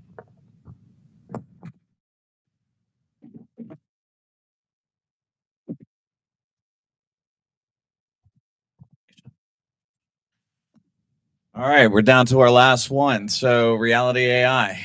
You guys ready? I know your fearless leader just ran out real quick, but he'll be back.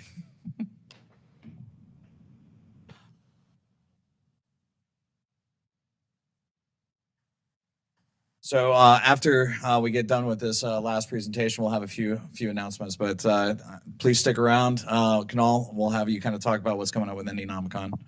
Where can I connect?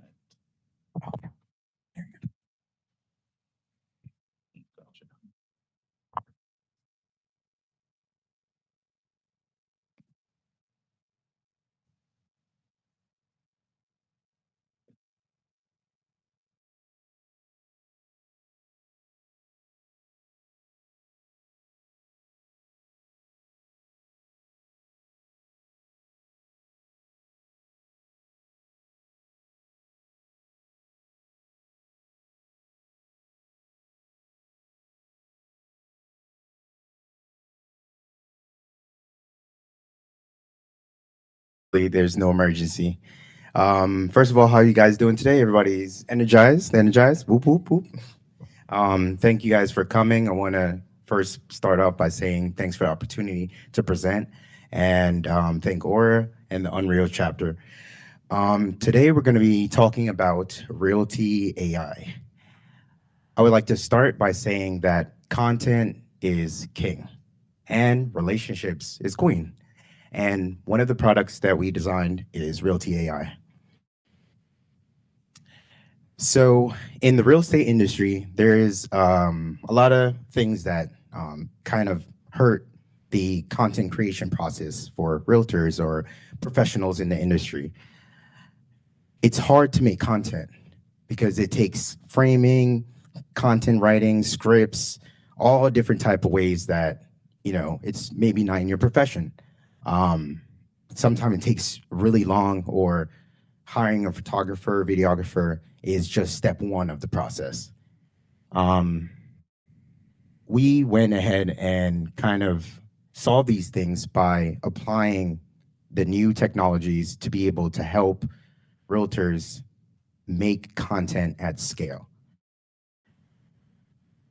What we did was actually brought in Dejanay Johnson here as a realtor. You can go back one slide. Yep. So what we do is we actually create digital twins of realtors and allow them to be working 24/7 as an AI. What that does is allow them to make content at scale and be able to, you can go to the next one. Next one. Yep. So what we do is we allow them to make content at scale, boost trust and personal branding, allow them to speed up the client relationship process, and also save a lot of time with repetitive tasks of talking about certain things about listings or anything in the real estate industry. And it also makes it look high-end and futuristic as well, which, piques the interest of new clients. It also is a process of collecting way more leads at scale. So, for example, if you are a real estate agent in just one county, but you can't make it to, let's say, across the country, with our technology, you can be able to make thousands of content in a matter of minutes. And the way how we do this, keep on going, is by doing the cloning process. The first step is by taking in 3D scans of the realtor, and we'll be able to actually get all the data points, all the features, the smiles, the personality of the realtor. Then we'll be able to capture the voice and get those nuances that actually pique your clients and your relationships. And from there, we'll be able to put it inside the game engine and allow you to interact with this agent. What you also see, you can go back one. What you also see here is that we have the possibilities of 3D scanning environments and making digital twins. So at scale, you can scan one location and allow hundreds of thousands of realtors to be able to make videos with it at scale. You can go next. I want to thank our sponsors for helping us out. Was the team. We did this whole thing in about 16 hours. And that was just a team that we never met each other before, and we came together in a very short time period. You can go to the next. So since then, that was the first pitch game jam. Since then, we've been upgrading the technology. So what we now do is,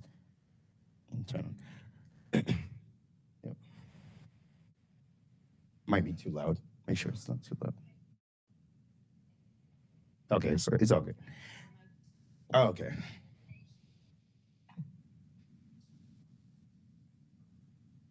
Let's talk about the real estate market update.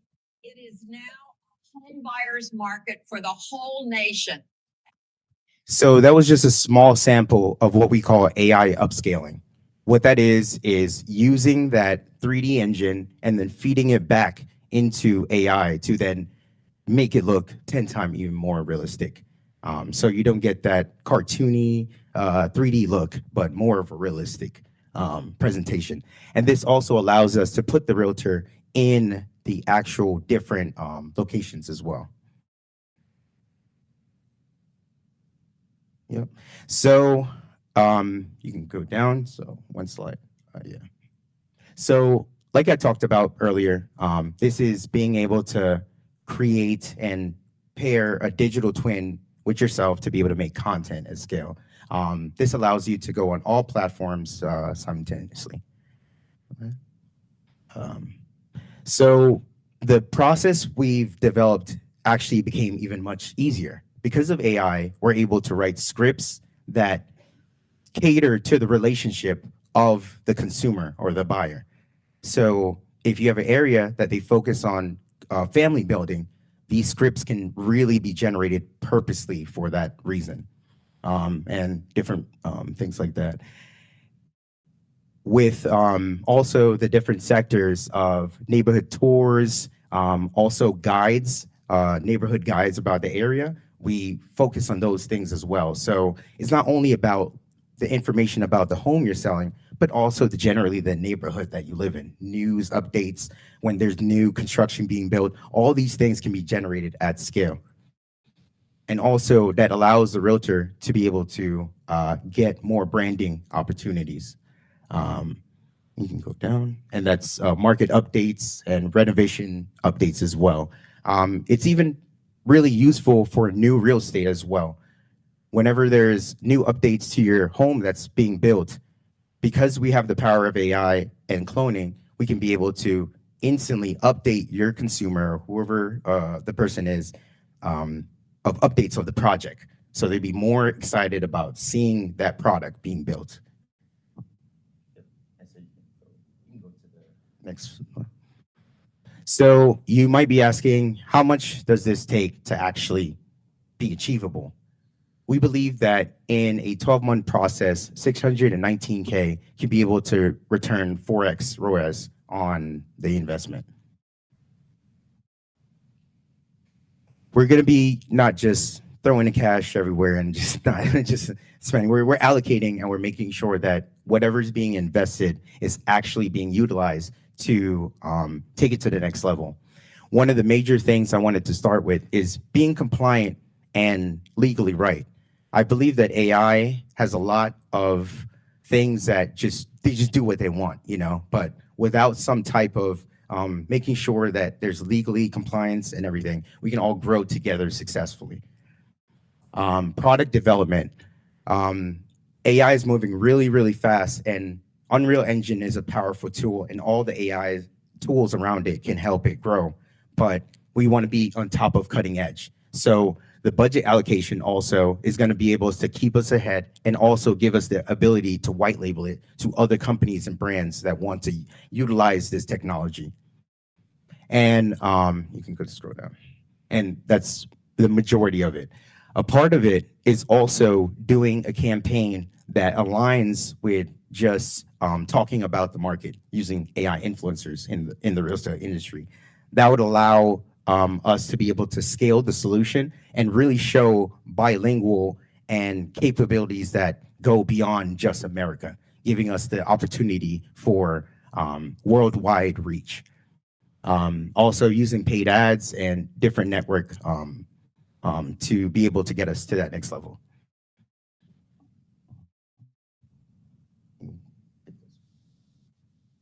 And so this is pretty much our 12-month launch campaign cycle, where it's going to be the initial launch, leading into selling packages to other companies and as a SaaS product, and then going into a more accelerated growth pattern where we'll be onboarding partners to white label this solution even more.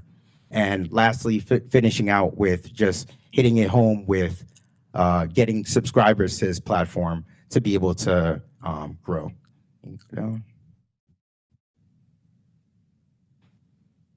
Yep, go down. So the thing about it is that we're able to prove that this solution can work because it's built into the software is scalability. The more you invest into it, the more content that's spread, the more marketing, the more relationships equals a better product. So this kind of goes through that. Yep. And lastly, the affiliate network. We believe that if combined with this technology and the real estate industry, we can be able to scale based on affiliates that are partnered into the system. So that's going to be a really important part of the growth of our revenue. Okay, cool. So let's go down. So I gave you guys a lot to think about, but yeah, so that's it. I'll open the floor for any questions.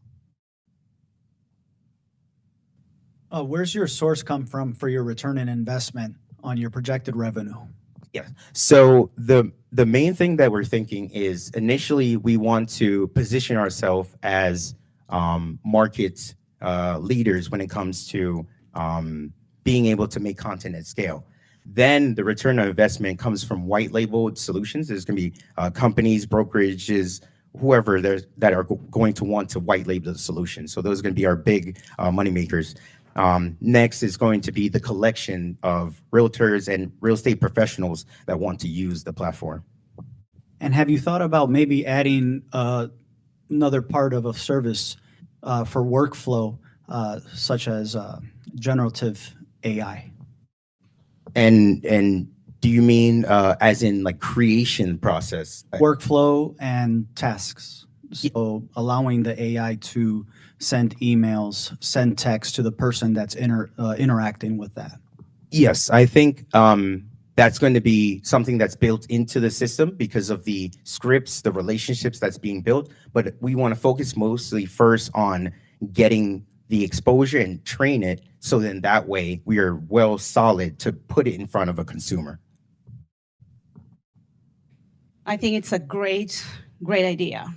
And one of the things I can say is by working in the real estate and also title insurance, we encounter us in the title insurance industry where sometimes sellers or consumers, they want to speak with in regards to the file. What's going on with my file?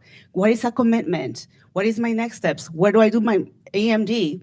And I think that, if you target this to title agencies, big title agencies, where they can do a simulation of the real closer that they know for, the longest time, and be able to answer those questions via, chatbot or something like that, or the title company can base the task associated with the file, feed your system, and be able to have an answer for the consumer. That will be a great idea.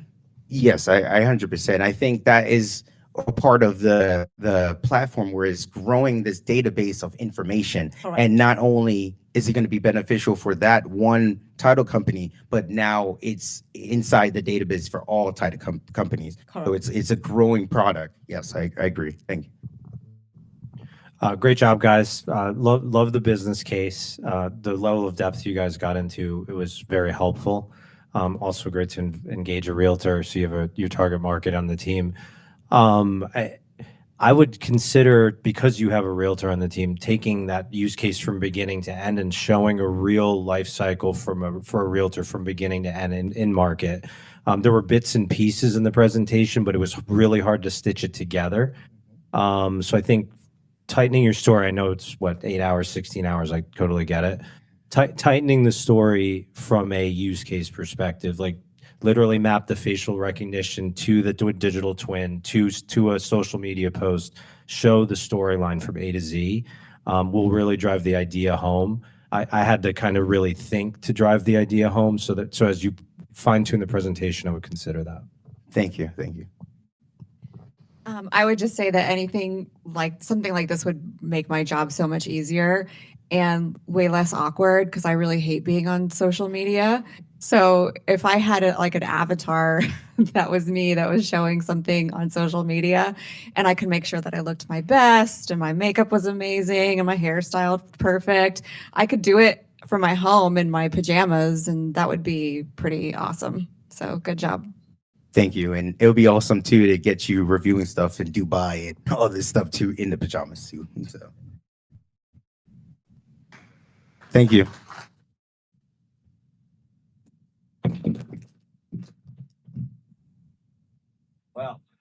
All right. That concludes our Pitch Day event. That has taken us over a 3-month journey with our developers getting exposed to the real estate industry, rapid prototyping some solutions, and thinking outside of the box to kind of bring creativity to otherwise an industry that is very repetitive at times. That being said, I want to thank our judges for this evening for coming out and just kind of giving their perspective and insights. We really do appreciate you guys giving some perspective to our developers as they continue to kind of grow and showcase their skills. So thank you so much. Can we give a round of applause? Thank you. To our dev teams, look, this is an opportunity to continue the conversations. Before you leave this evening, make sure you introduce yourselves, get some contact information. They can, be advisors to kind of help grow your products that you've already brought to this, the status of where it's at right now. But I really hope you guys have had an insightful experience on what it's like to build a product, put it into a deck, present it, and then get some feedback. So that was the main purpose of this experience. And we're looking forward to doing more of these in the future. That being said, Arian, you got It's highly valuable, and until you've seen a lot more of them, you want to get that while they're here in person before you leave. Then, Kunal, would you mind kind of coming up and talking about what we're getting ready to do next?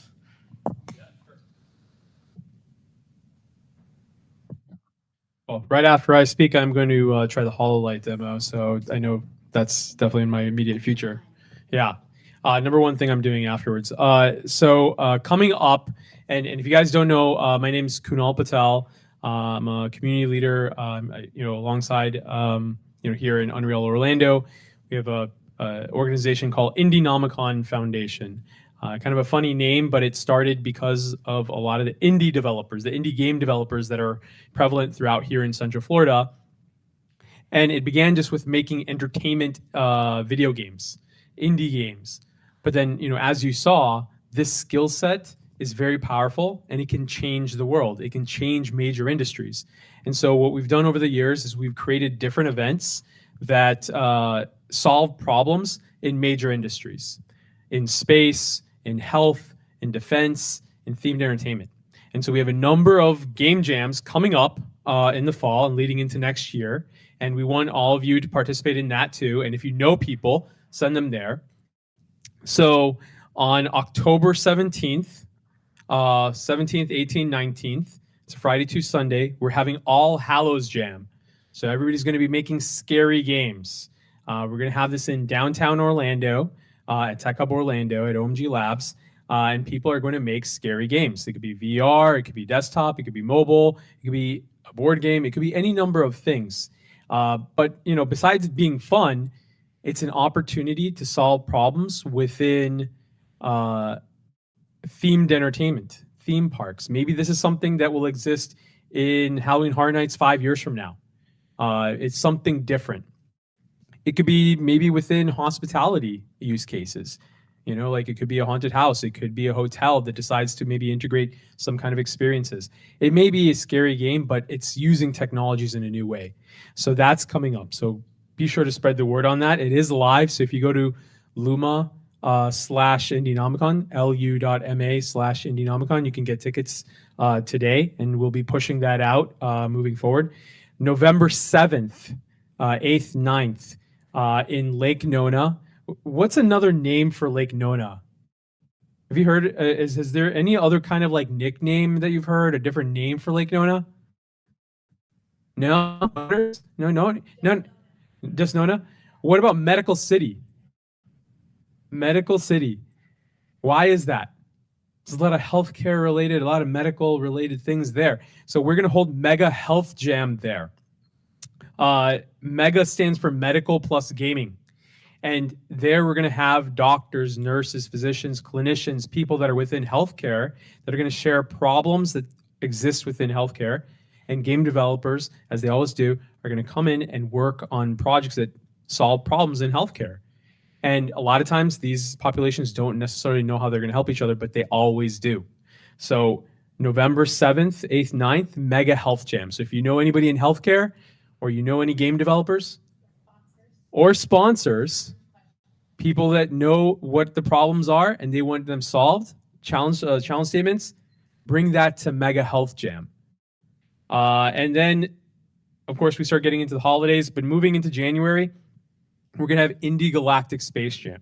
So that's going to be January 23rd, and that's bumped up right against SpaceCom, the commercial space week that's going to be happening here in Orlando. So a lot of space stuff is going to be happening then. So again, if you know anybody within the space industry, within aerospace, take note of that. That's going to be a gigantic week for space here in Florida, in Orlando. And that's pretty much it. April's is far away, but that's also when we're going to have Armed Forces Jam, so the defense industry. But more on that will come later on. But just again, All Hallows Jam, October 17th, Mega Health Jam, November 7th, Indie Galactic Space Jam, January 23rd. So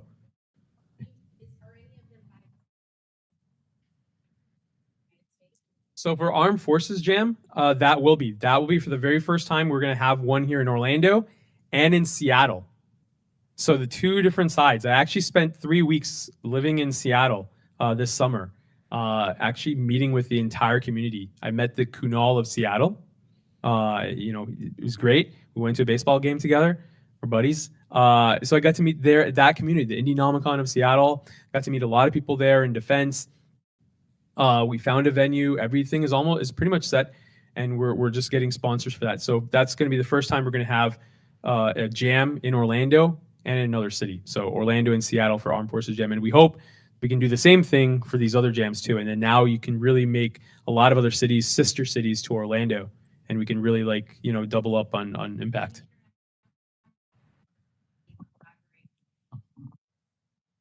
Yeah, let's make it happen.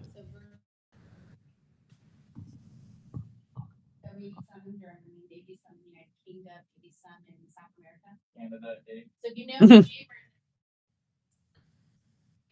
so we can showcase what we're really doing. Yeah. Okay, everybody. Well, that concludes our pitch day events. That concludes the tonight's festivities. As Arian said, please stop by and see HoloLight. They have actually a pretty impressive demo of a Raptor engine. If you would take a look at that in augmented reality. They might have the spectacles too. Might. I think they do. Yeah. That's what that's very valuable.